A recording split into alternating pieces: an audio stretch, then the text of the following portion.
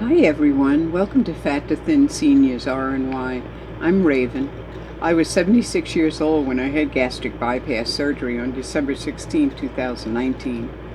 Medicaid approved the surgery. Last week I talked about really seeing yourself and not allowing your monkey mind to take over your body, or your life actually. In this vlog, I'll be talking about food prejudices and how I look at food. If you're curious, please continue to watch and join me on this journey. Okay?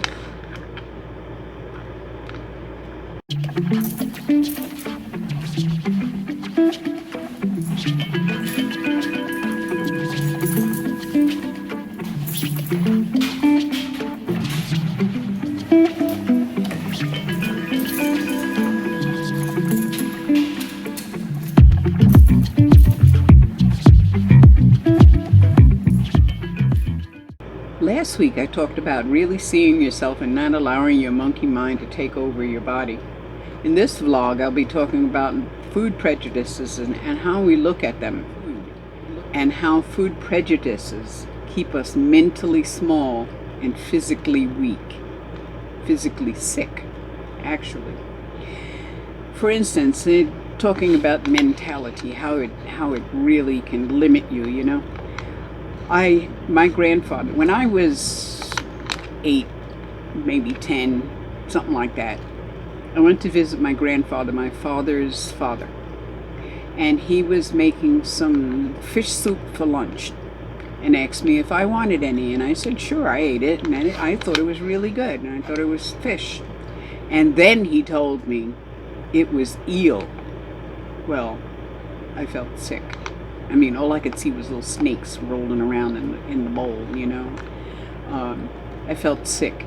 And when I got older, I realized I also felt betrayed because I trusted him to give me some real food instead of snakes, you know. I did have to stop and say it tasted good because he asked me, did it taste good? And it always left this little door question open in the back of my mind. Physically, our prejudices, our food prejudices, get to us too. For instance, I love cheese. I love the taste of cheese. I love firm cheese in particular. But I'm lactose intolerant. I shouldn't be eating cheese at all, drinking any kind of dairy, eating nothing at all to do with dairy. But I love firm, hard cheese. Give me some really good, extra sharp cheddar, you know. I wouldn't eat cottage cheese. You know, that was nasty looking. I wouldn't try feta cheese. I wouldn't try brie. And when I look back, I mean, because I've grown, obviously, I'm not 10 anymore, because I am lactose intolerant. I can't eat cheese anymore. I mean, I eat it. Then I suffer for it, you know. But the point is I suffer for it, you know. If I do eat cheese now, I look for the purest product I can find. Because it causes real problems, and I should not be eating cheese at all. And cheese is on everything. My body is craving protein right now. I can't stand the taste of a protein shake, and I got a lot of different kinds here in the house still from before I had this operation. But the thing is my body won't tolerate beef. It doesn't really tolerate beef. It doesn't like it. And chicken causes my stomach to hurt. Well, beef does too. I can't eat it. I mean, I can eat it, but it just, you know, it's like popcorn. Goes in one end, out the other, you know. I seem to be okay with fish. But the thing about the mentality of the protein is that I can't tolerate how they're killing these animals. They're just unbelievably brutal. I mean, they may be grown holistically, but they're not killed holistically. Mentally,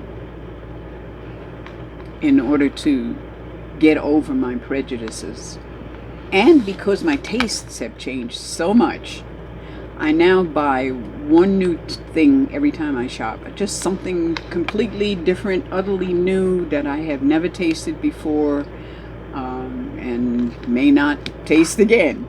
But I try it just because. I mean, if I only take one mouthful or one tip of a teaspoon to taste it, that's okay. I tried it, you know. And as a result, it's kind of funny, but looking at recipes and things like that, I found that food is food. I mean, we eat the same stuff all the time. We even use the same recipes. I mean, when I, for instance, East Indian dal, D-H-A-L, it's a bean, it's a lentil kind of dip soup thing. You can make it like a dip, you can make it like a soup, you can put it as a stew, whatever, use it just as a condiment, whatever. But you do the same thing with refried beans, Mexican refried beans. They're almost exactly the same thing. The only difference is the spices, or maybe it's a combination of spices, because they both have some of the same spices, you know, but they came from different sides of the world. And then look at Chinese fried rice. Chinese fried rice is very different depending upon where you live. For instance, I went to Spain, must be 30, 40 years ago. I went to Spain a long time ago. Actually, there was the Olympics. We went the year after the Olympics was in Barcelona. I went to Barcelona. We went to a Chinese restaurant, and I ordered fried rice, because at that time I was very prejudiced about what I ate, and if it wasn't familiar, then I didn't eat it, you know. Well, the rice came. I mean, it was rice. It had all of the constituent parts of Chinese fried rice. Did not look like it, did not taste like it. So, at any rate, so I went looking, you know, and I learned how to make my own fried rice and that kind of stuff. But, you know, the similarity of Chinese fried rice and crispy pan potatoes with eggs, or a toad in a hole made with bread, it's pretty similar foods. The only real difference between these three dishes is the carbohydrate that was used. I mean, you know, a little bit of spices, but basically it's the same food. I think that you and me should try something new, just something new after surgery. Just because after surgery you'll find your taste buds change. Things that you used to love just absolutely doesn't taste the same anymore. Like, for instance, I really like ginger snaps, so I thought I did. I don't really care for them anymore. They're just, anyway, your taste change. The thing is, in order to be successful after bariatric surgery, whether you get an RNY or a duodenal switch or a sleeve gastrectomy, or even if you just go on a diet, in order to be successful, you have to change the content of the diet. You can't keep eating the same shit and expect to lose weight. It just isn't going to work, you know. Have to change the contents. So basically then, so have some fun. I know it's a little scary at first, but have some fun. Try something new. You'll find that it not only works in your food life, but in the rest of your life too. As you get more bold trying new foods, probably get more bold trying something else new. And the thing is, even if you bought something and you spent good money for it, if it doesn't taste good, don't eat it. Don't buy it again. You know, you're an adult. You're allowed to throw stuff away, you know.